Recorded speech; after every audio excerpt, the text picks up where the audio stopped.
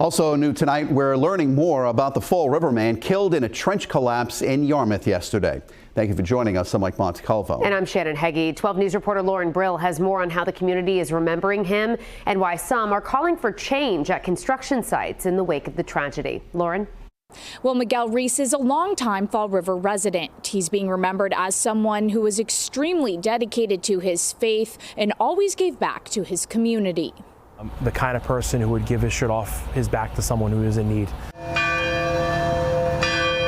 Espiritu Santo Church in Fall River mourning the loss of a devoted member. I can't imagine. I think any death like this is hard, especially when it comes so unexpected.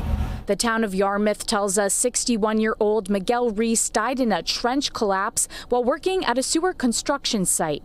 Reese's nephew, Fall River City Councilor Andrew Raposo, says his uncle was a man who always wanted to make people smile, hosting his own Portuguese feast at his home each year. One thing I love about him and will always remember about him is that his impact of always trying to make people's day, which is fabulous.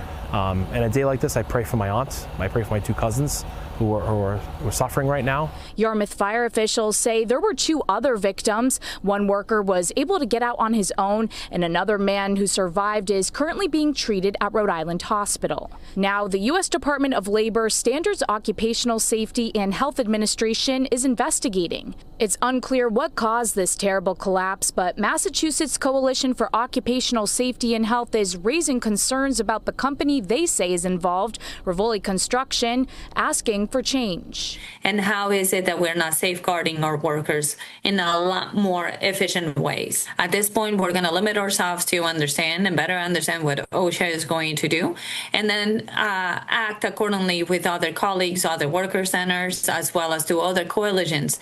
And I've reached out to the company involved here, but have not heard back. In Fall River, Lauren Brill, 12 News.